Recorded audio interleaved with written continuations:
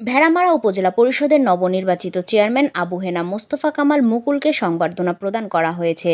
কুষ্টিয়ার ভেড়ামারা থেকে ইসমাইল হোসেন বাবু জানান, বর্ণাঢ্য এই সংবর্ধনা প্রদান করেন ভেড়ামারা পৌরসভার মেয়র আনোয়ারুল কবির টুটুল, সাবেক মেয়র আলহাজ শামীমুল ইসলাম সানা, ভেড়ামারা উপজেলা ইউপি চেয়ারম্যান আব্দুস সামাদ ও সোহেল রানা। এরপর বীরসুকা ভবানীপুর গ্রামবাসী নবনির্বাচিত চেয়ারম্যানকে ফুল দিয়ে সংবর্ধনা জানান। শুক্রবার সকালে উপজেলা চত্বরের হলরুমে এবং বিকেলে বীরসুকা ভবানীপুর গ্রামে এই সংবর্ধনা অনুষ্ঠানের আয়োজন করা হয়। ভেড়ামারা সরকারি বালিকা বিদ্যালয়ের সাবেক প্রধান শিক্ষক মতিউর রহমানের সভাপতিত্বে এবং ভেড়ামারা উপজেলা ছাত্রলীগের সাবেক সভাপতি আলী হাসান সানির সঞ্চালনায় অনুষ্ঠিত সংবর্ধনা অনুষ্ঠানে বিশেষ অতিথি ছিলেন ধরমপুর ইউনিয়ন পরিষদের চেয়ারম্যান শামসুল হক, ভেড়ামারা পৌরসভা ১ নং ওয়ার্ডের councillor Firoz Ali Mridha, BGM degree কলেজের প্রভাষক হেলাল উদ্দিন হেলাল, ইউপি সদস্য সোহাগ হোসেন, যুবলীগ নেতা মোহাম্মদ হোসেন মনি সহ অন্যান্যরা। এ সময় নবনির্বাচিত উপজেলা চেয়ারম্যান অবহেলিত বীরসুকা ভবানীপুর গ্রামবাসীর সাথে সবসময় থাকবেন বলে ঘোষণা দিয়ে বলেন, গ্রামের প্রবেশ পথের রাস্তা সংস্কার, জলাবদ্ধতা নিরসনে ড্রেন নির্মাণ এবং শিক্ষার প্রসারের জন্য যেন একটি প্রাথমিক বিদ্যালয় প্রতিষ্ঠা করা যায় সেই বিষয়ে প্রয়োজনীয় পদক্ষেপ গ্রহণ করবেন।